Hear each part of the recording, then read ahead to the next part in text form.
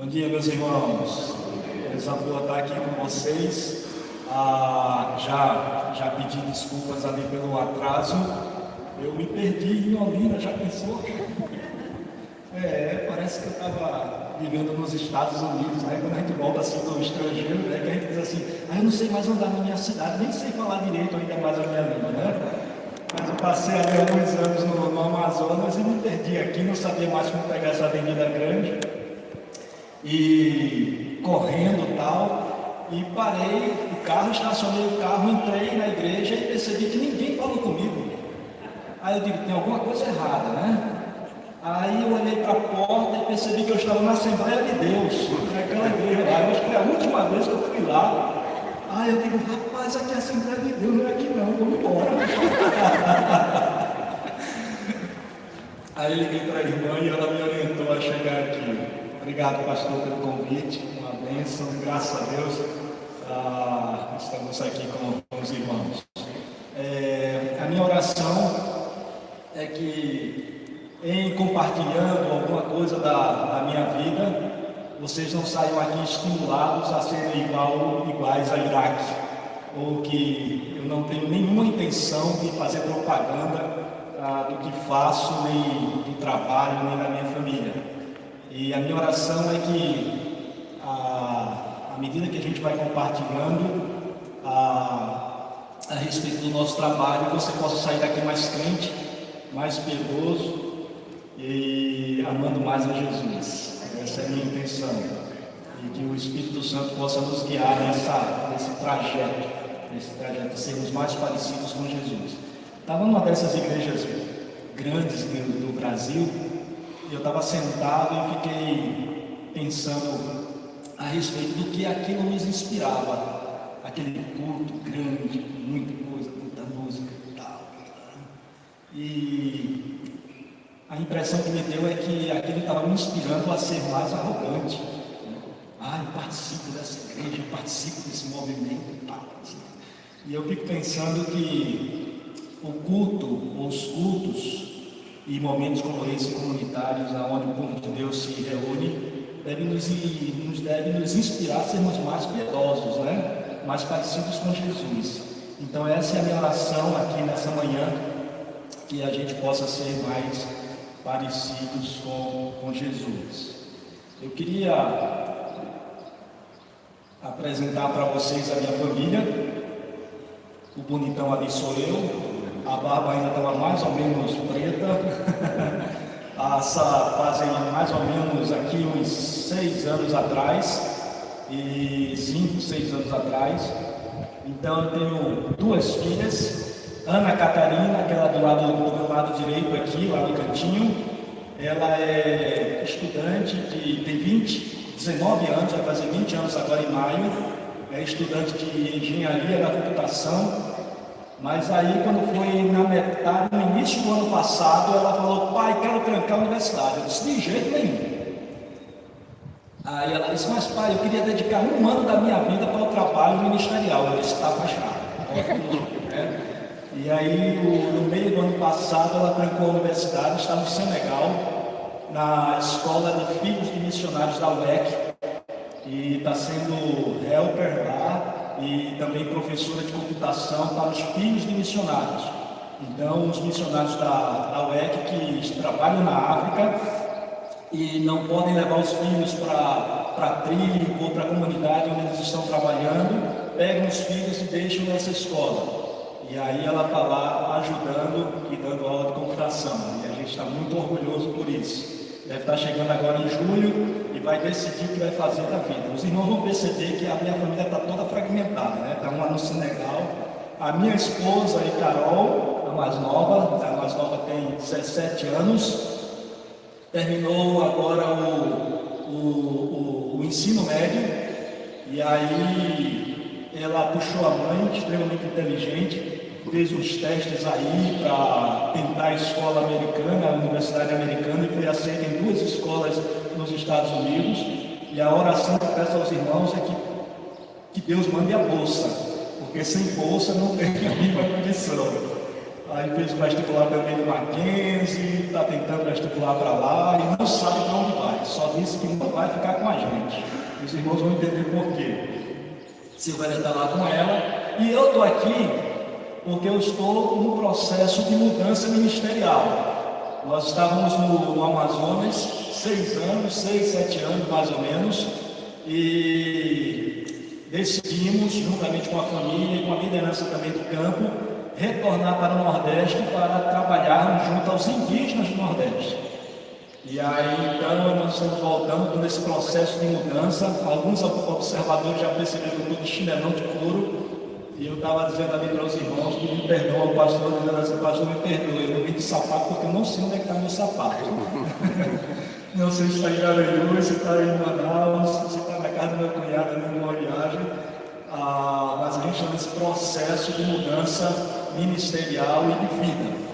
Então é um momento delicado. As emoções ficam abaladas e as expectativas do trabalho. Então, os irmãos olhem por isso. E aí eu queria dividir o nosso tempo aqui, pelo menos em 3 momentos. Nesse primeiro momento, eu queria mostrar o que foi que a gente fez até então, até o ano passado, e para que os irmãos possam orar para aquilo que está acontecendo lá no Amazonas. No segundo momento, quero compartilhar com os irmãos rapidamente aqui alguns princípios bíblicos que norteiam então a caminhada missionária, e para que a igreja, eu gostei muito do tema, né, que tem a ver com o que é que podemos fazer, como é que podemos colaborar com o trabalho missionário. Então nós temos aqui um grande desafio, e os irmãos vão ver isso.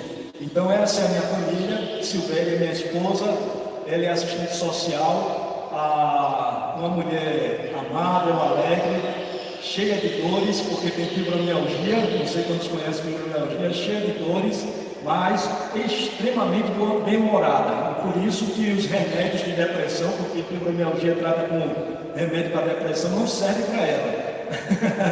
Porque ela é extremamente bem-humorada, tem como diz aí fora, um astral elevadíssimo. Então ela brinca comigo dizendo o seguinte: você pode morrer de raiva de mim, mas de tédio você não vai morrer nunca, né? Eu digo, é verdade. Eu morro às vezes de raiva, mas de tédio não morro, porque sempre tem uma conversa, uma história e tal, e é muito bom viver com si mesmo. A nossa equipe, a minha antiga equipe, o Amanagé, é uma equipe da missão WEC Internacional, juntamente com a APMT, que é a Agência Presbiteriana de Missões Transculturais. E ela teve início lá no Amazonas, o trabalho no Amazonas, em 2002. Eu participei dessa primeira equipe. Éramos 4 casais, um casal aqui de Recife, além de mim, que era a Claudinha, Cláudia Peixoto, não sei se conhece, lá da Igreja das Graças, casada com Marcelo, que era de Aracaju, o reverendo Ronaldo Lidoni, a esposa, Márcio Líder e a esposa, e eu e Silvéria. E nós começamos ali o trabalho no Amazonas em 2002. E foi um tempo de muita ralação e início de trabalho. Todo mundo faz tudo. Então, para os irmãos terem ideia, boa parte da equipe teve problemas de cansaço emocional, de fadiga emocional. Inclusive a Verônica nos ajudou nesse período lá no Amanagé, acompanhando boa parte da equipe, agora há pouco já, mas pelo menos da equipe inicial ali nós tivemos alguns problemas de cansaço emocional, para os irmãos perceberem que é um desgaste grande, porque como o pastor falou, você sai da sua cultura, do seu espaço, e eu fiquei pensando, sair do Nordeste e ir para o Norte, não vou ter problema nenhum com o choque cultural, é a mesma coisa, estamos no Brasil, língua portuguesa e tal, e Norte e Nordeste deve ser a mesma coisa, mas é bem diferente, viu, irmãos? É um negócio interessante, é uma pancada grande. Então, principalmente quando vai se trabalhar então dentro do universo indígena, não só na cidade, não só em Manaus, mas aí então quando pensamos em trabalho indígena, então a coisa é muito mais séria. Hoje nós temos aproximadamente 50 missionários, a maioria estão concentrados ali no Alto Rio Negro, não sei quantos conhecem, mas saindo de Manaus, viajando de barco, 3 dias, você vai chegar numa cidade chamada São Gabriel da Cachoeira, e a partir de São Gabriel da Cachoeira, na verdade, São Gabriel da Cachoeira é a última cidade de verdade assim, antes de chegar na Colômbia. Então, boa parte da equipe está concentrada nessa cidade, a outra um pouco mais abaixo, uma cidade chamada Santa Isabel do Rio Negro, e trabalhando com diversas etnias ali da região. No desafio de plantação de igrejas, esse é o grande foco do Amanagé, é plantar igrejas no meio dos povos não alcançados. E nós temos lá igrejas surgindo de forma belíssima. Uma das coisas mais bonitas que tem acontecido por lá, por aquela região, eu gosto muito dessa foto, não sei se os irmãos estão percebendo aqui, mas é um indígena Tirió, e ele está lendo a Bíblia. E se eu tivesse tirado a foto dele completa assim, ele estaria só apenas com uma toalhinha cobrindo a frente, cobrindo atrás, e lendo a palavra do Senhor, e ávido para conhecer a palavra de Deus. Foi uma das experiências mais impressionantes nessa comunidade. Ali eu estava chegando lá, e logo quando o avião pousou, as mulheres vieram dançando e cantando com chocalhos nas pernas e adornadas com suas penas e seus adornos culturais, e elas dançavam e cantavam na língua. E eu perguntei para alguém o que elas estão cantando, e elas me disseram que elas estavam cantando, agradecendo a Deus e agradecendo a equipe que estava indo para lá estudar a palavra de Deus. E aí então terminou aquele cerimonial e eu fiquei esperando que começasse lá o encontro para a gente estudar a palavra, e não começou, e passou o dia, e no outro dia, e como indígena é assim, você tem que ter paciência, você senta e espera para ver o que é que eles vão dizer, como é que vão fazer, como vão se organizar. E no outro dia eu perguntei, por que nós não começamos ainda? E aí eles disseram, nós estamos esperando os irmãos que estão vindo da Guiana Francesa e estão caminhando aí na mata. Eu digo, é mesmo, irmãos? E por que não chegaram ainda? Pastor, eles estão caminhando já há 6 dias, devem estar chegando aqui hoje. 6 dias caminhando na mata para poder aprender e estudar a palavra de Deus. E eu fico pensando que muitas vezes a gente não sai de casa porque está chovendo, né? Não está chovendo, vou ter que pegar o carro, vou me molhar um pouquinho. Aí as mulheres dizem, a chapinha, né, que eu dei o sábado todo no salão e tal. Mas esses irmãos caminhavam 6 dias para aprender a palavra de Deus. Isso é apenas um reflexo daquilo que tem acontecido no Amazonas. Meus irmãos, os grandes estudiosos, os missiólogos aí estão dizendo que daqui a alguns anos alguém vai sentar e vai organizar os acontecimentos desses últimos dias lá no Amazonas, dessas últimas décadas, talvez dessas 2 últimas décadas, e vai dizer que houve um grande avivamento ali na região amazônica. Eu era criança pequena, ali na igreja presbiteriana do Pina, e eu escutava então os missionários falando a respeito do trabalho indígena, e era muito triste o relato, não sei se os irmãos lembram disso.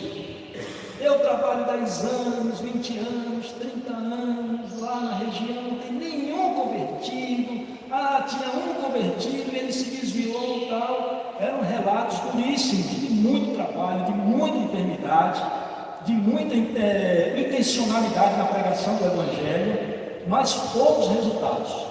E pela graça de Deus, eu estou vivenciando o melhor dos tempos do trabalho indígena. Como diz aí a brincadeira, eles roeram o osso e eu estou comendo agora o filé, né? Porque é tempo de colheita.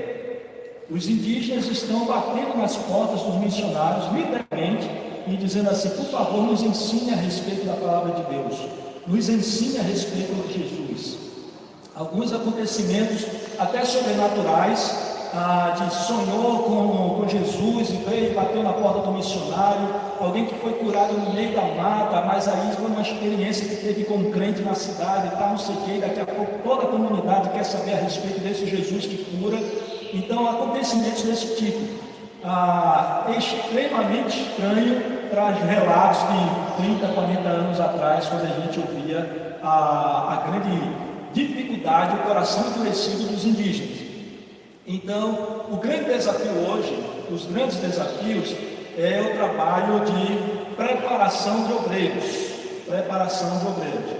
Então, há um boom de igrejas indígenas, inclusive há uma discussão até no meio da IPB do que fazer com essas igrejas. Então, assim, elas não se encaixam no meio da igreja presbiteriana, não só da igreja presbiteriana, mas a junta de batista, de missões também tem discutido isso. O que fazer com essas igrejas que estão surgindo? Vai ser uma nova denominação? Vai se encaixar com as denominações já existentes? Qual vai ser o processo eclesiástico, então, para essas igrejas que surgem?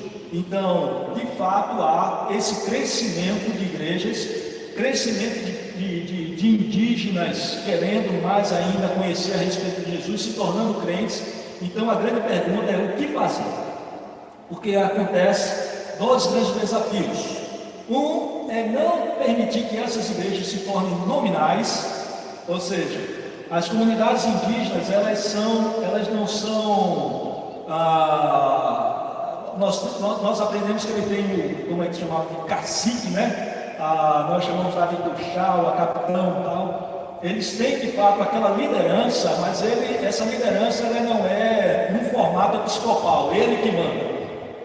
A comunidade ela é extremamente democrática, então assim, ele é o representante, o chefe da comunidade. Ele, normalmente, na maioria das etnias do Amazonas, ele é um representante da comunidade. Então, ele convoca a comunidade e a comunidade recebe o pedido, por exemplo, seu Iraque, me chamam lá de Iraque, o seu Iraque está querendo morar aqui na comunidade.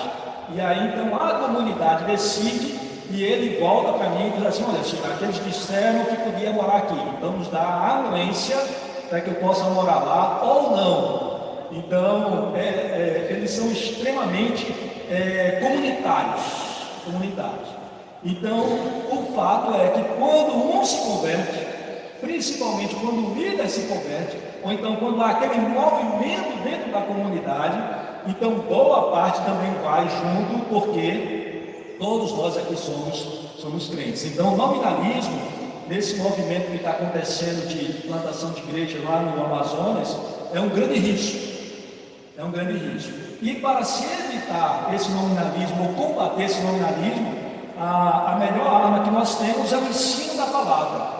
Ou seja, eles precisam saber de fato o que é o Evangelho na sua essência. Então, um dos grandes desafios hoje lá é o trabalho de preparação de pastores obreiros com essa perspectiva de discipular bem a igreja que está nascendo. E outro grande desafio é o desafio do sincretismo, que é a mistura dos elementos religiosos antigos da comunidade com o novo conhecimento do cristianismo. Então misturam ali, fazem aquela salada e ali diz assim: aqui é a nossa igreja. Então é uma das grandes preocupações com relação o que fazer com essas igrejas que estão crescendo. Então, precisamos ali de uma confissão de fé fundamentada na palavra, uma confissão de fé que possa responder às questões culturais daquela etnia. Então, o sincretismo é um grande desafio. Por exemplo,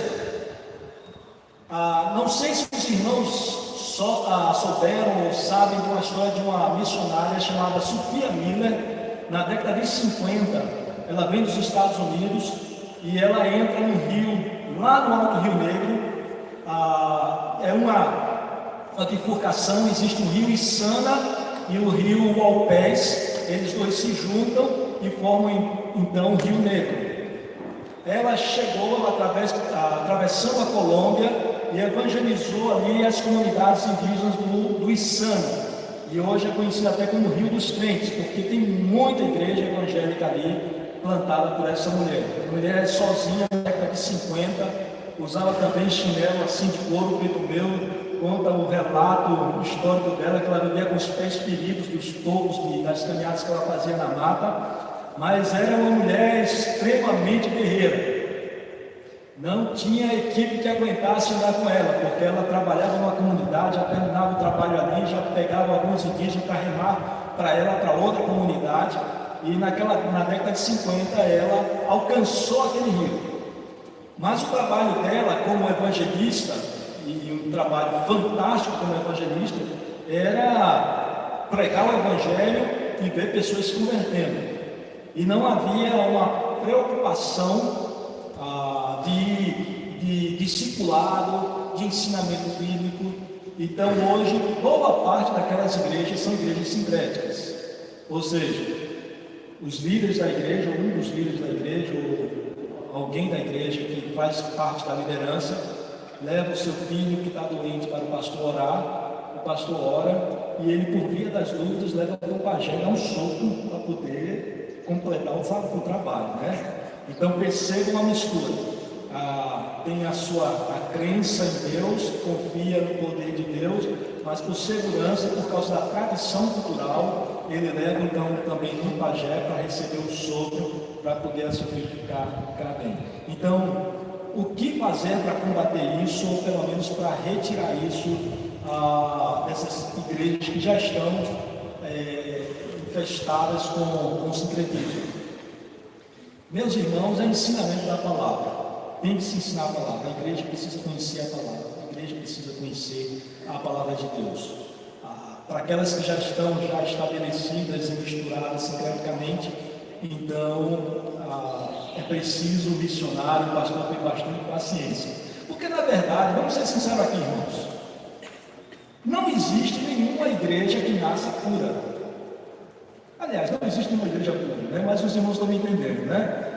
Mas toda igreja nascente, toda igreja que surge, ela traz consigo valores da sua cultura tradicional.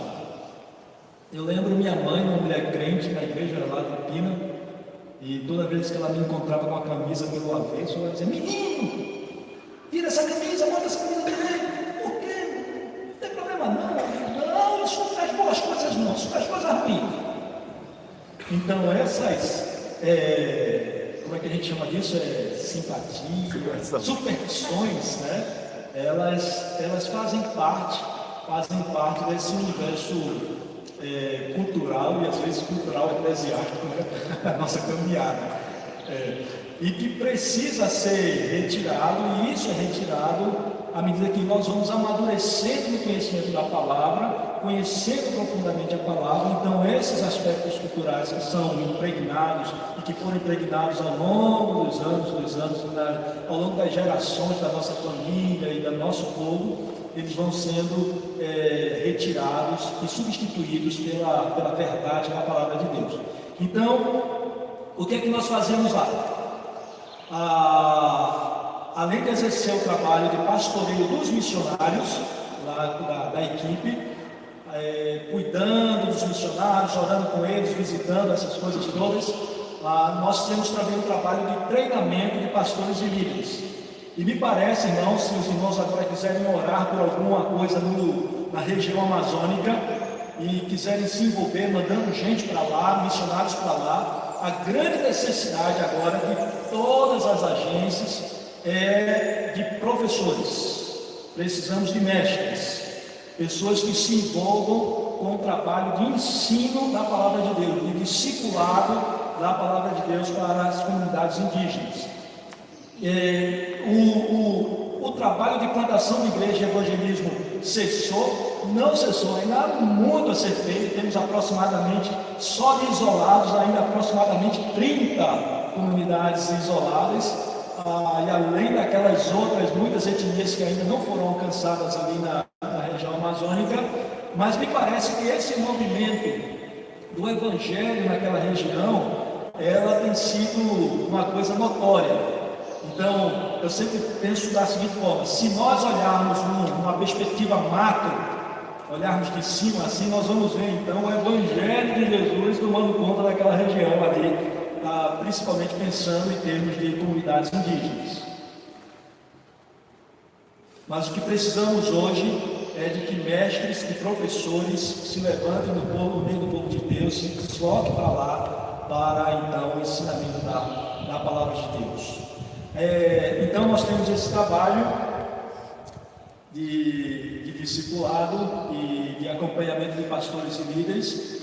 O ano passado um curso que nós temos chamado de CBMI, Capacitação Bíblica Missionária Indígena, começou assim, e um curso com 12 disciplinas, e a gente faz por módulos. A gente não traz os indígenas para nenhum lugar fixo, nós vamos com os professores lá. Todos os nossos professores têm experiência com o trabalho transcultural, principalmente no meio das etnias indígenas, porque é um outro formato de ensino, é uma outra metodologia, é um outro universo.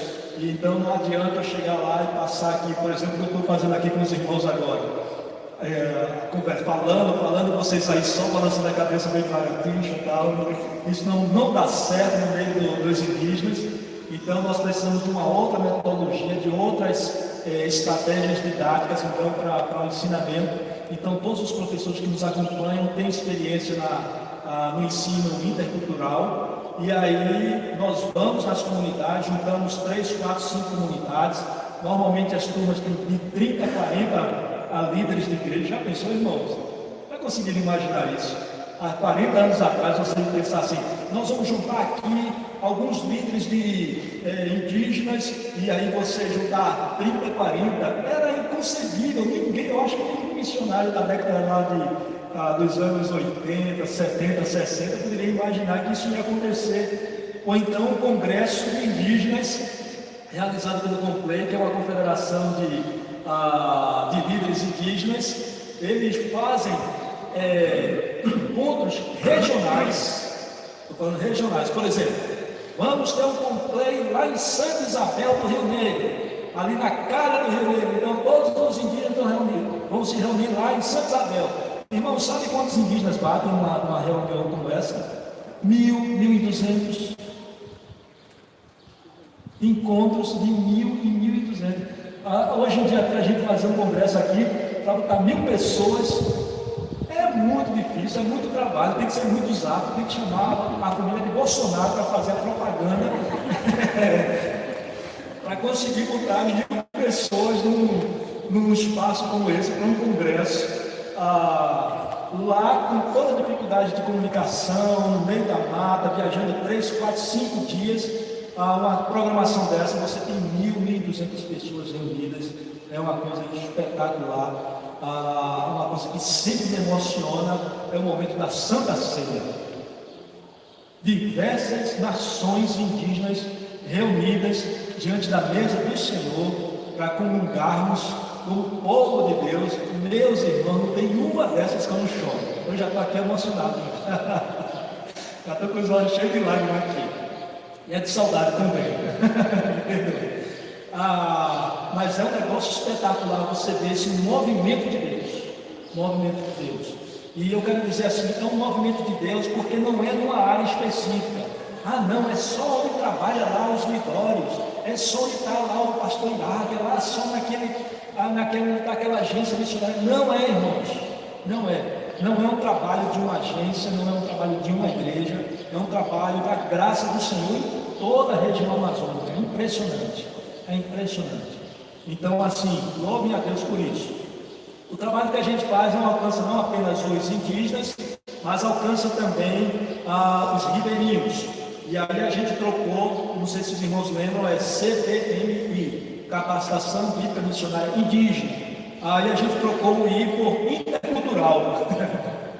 Capacitação Bíblica Missionária Intercultural, porque o material que a gente organizou juntamente com a equipe lá, ela tem esse alcance para as comunidades que nós chamamos de tradicionais e que são um desafio, outro desafio aqui para a igreja.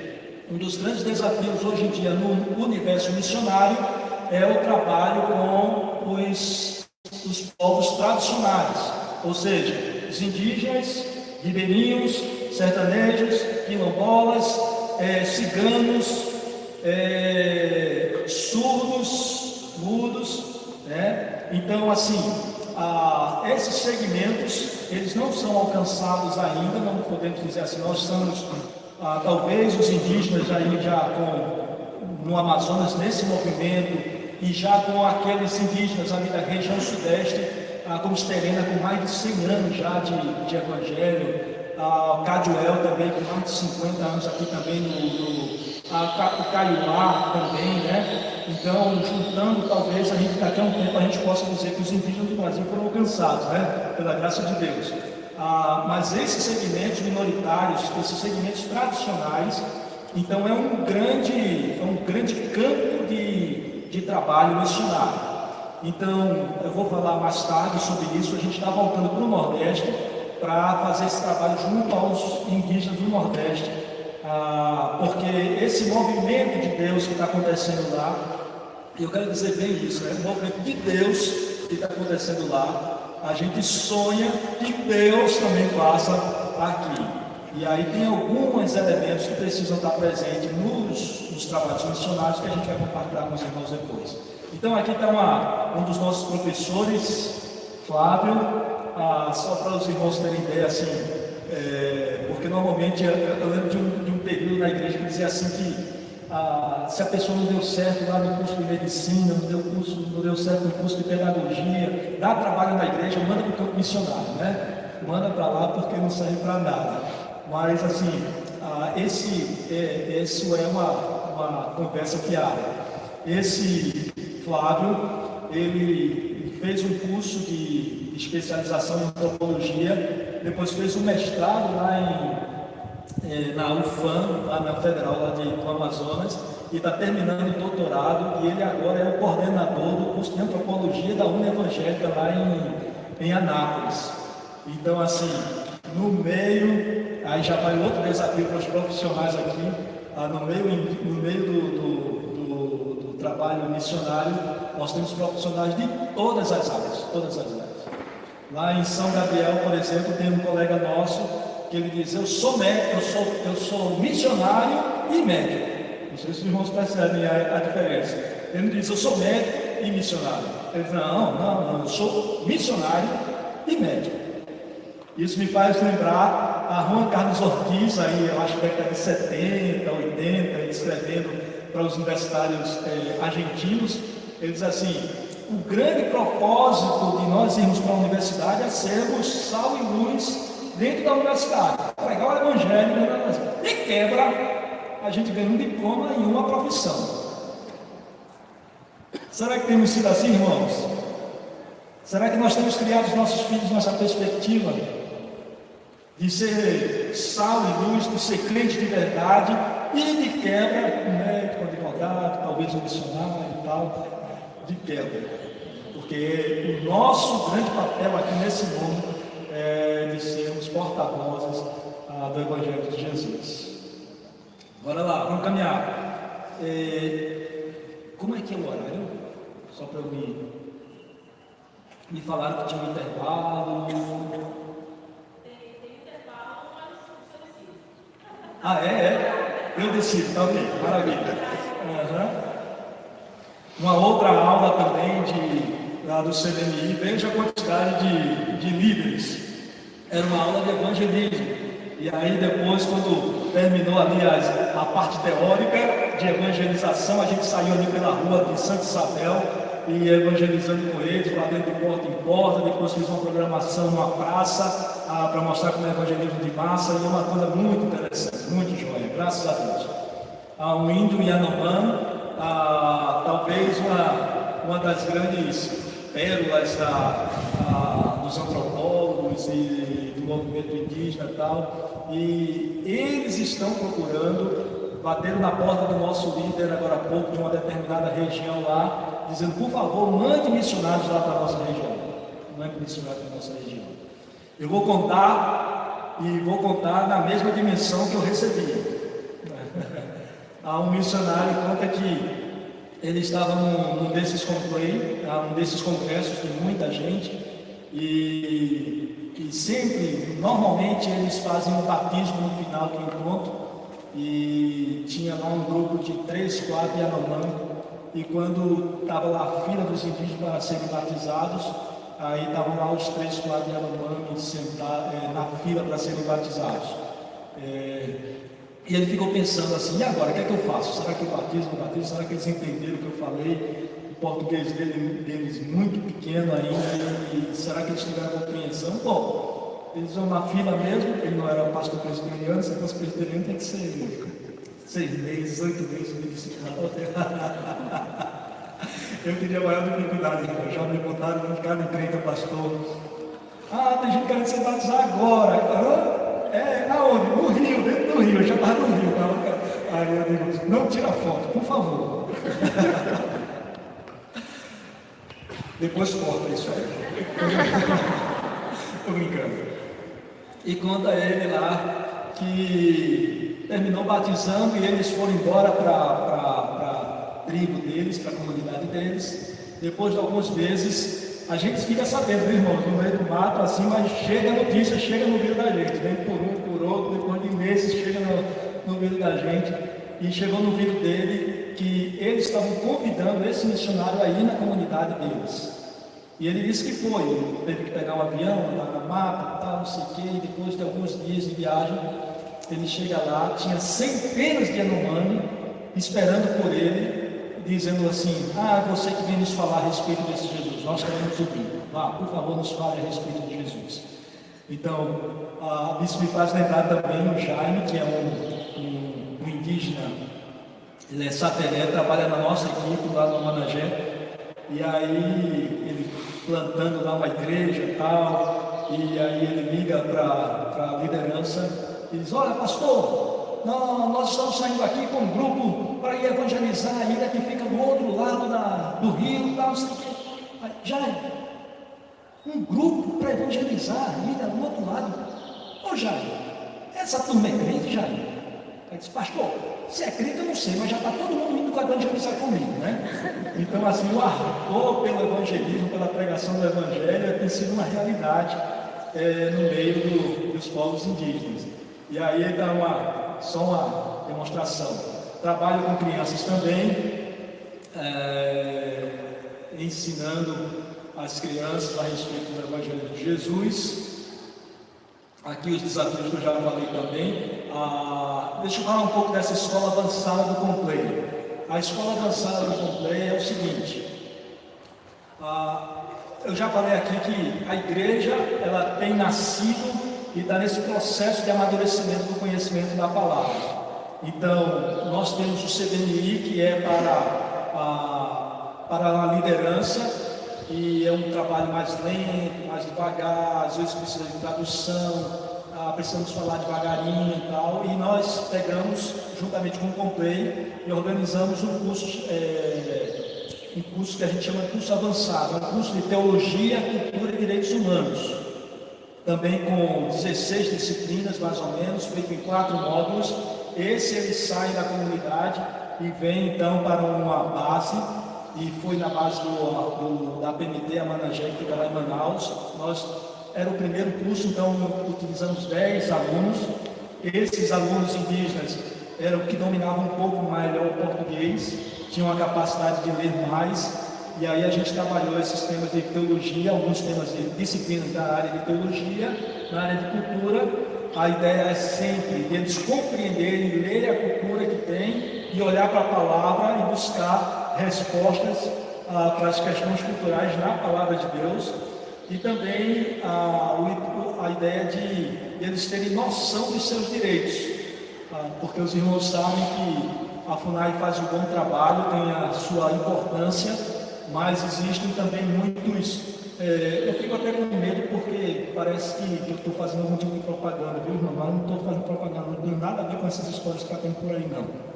Mas certamente existe muita ideologia e muitas ONGs que trabalham infiltradas junto com a FUNAI e fazem um caminho que muitas vezes não permitem a presença dos missionários e extremamente contrária à opção do indígena a escolher o caminho que ele quer transitar, né? O caminho religioso. Vamos pensar aqui, já que é uma conversa aqui informal, então o indígena ele tem todo o direito de escolher qual é o caminho que ele quer tomar. Se ele quer continuar com a sua tradição, nós devemos permitir isso e respeitar essa decisão deles, mas se eles quiserem também fazer um caminho pelo cristianismo, também precisamos respeitar e compreender essa decisão deles. Então essa é concepção que nós temos, e muitas vezes essas ONGs e essa estrutura governamental, ela impede que os indígenas tenham a liberdade de escolher o seu próprio caminho, decidir o seu próprio caminho, e eles são capazes de fazer isso sim. Então a escola avançada, nós terminamos uma turma agora em janeiro passado, no primeiro semestre do ano passado, foram 10 alunos formados. Aí o Jaime, esse que eu falei que parou, ele chorando comigo, ele disse: "Ô pastor, esse é o meu primeiro diploma que eu tenho, tal." Mas é um plantador de igreja, irmãos, uma coisa impressionante, impressionante. Era uma igreja que está em Santa Isabel do Rio Negro, tem aproximadamente 200 indígenas, de fato uma igreja indígena, mas num contexto urbano, que é outro grande desafio. Quase a metade da população indígena hoje em dia está nos centros urbanos. E a maior parte das igrejas evangélicas indígenas estão dentro das comunidades em ambiente de aldeamento. Estão percebendo a contradição? E o desafio é de inverter isso agora, trazer a igreja evangélica que está na aldeia, trazer agora para os grandes centros urbanos, que é um outro desafio, porque o indígena aí mistura a cultura, traz a cultura indígena tradicional e mistura com essa cultura nossa enlouquecida da tecnologia. Às vezes até na aldeia, é impressionante, você vai lá na frente aí: "Agora pastor, vem aqui na frente falar, pastor." Aí quando chega lá na frente, tem um punhado de indígena, todo mundo com o celular, sabe? Para me filmar. É um negócio impressionante. Então essa mistura cultural, ele é um desafio para a plantação de igreja agora em ambiente urbano também. Mas são grandes desafios, grandes desafios. E a escola avançada, a gente vai começar uma turma agora lá na Missão Kaiowá. Já lá é um processo diferenciado. A Missão Kaiowá já existe há décadas, pastores antigos, agora todos eles formados pelo Instituto, com a formação teológica bem pequenininha e tal. Não só o Kaiowá, mas as Terenas também ali perto, por ali naquela região do Mato Grosso. E ali, o que está acontecendo? Os pastores, todos eles com a formação teológica bem pequenininha, e os indígenas, quase todos eles já na universidade. E aí os membros das igrejas, todo mundo reclamando dos pastores, porque eles não têm um aprofundamento teológico, conhecimento profundo da palavra. E aí estão saindo das igrejas e procurando as igrejas batistas, presbiterianas, outras igrejas que tenham mais conteúdo teológico para poder oferecer a esses irmãos. Aí o desafio da escola avançada agora é de capacitar esses irmãos pastores a ter um pouco mais de conhecimento para poder atender a demanda bíblica da igreja indígena. Coisa bonita, né, irmãos? Coisa boa. Coisa boa, graças a Deus. Maravilha. Eu acho fantástica essa foto. Irmãos lendo a palavra, comendo a palavra. É um ardor, um desejo grande de aprender. Muito joia. E gosto muito dessa foto. Açaí beiju na Santa Ceia. No completo. É uma coisa impressionante, irmãos. Impressionante. Graças a Deus por isso. Vamos fazer o seguinte.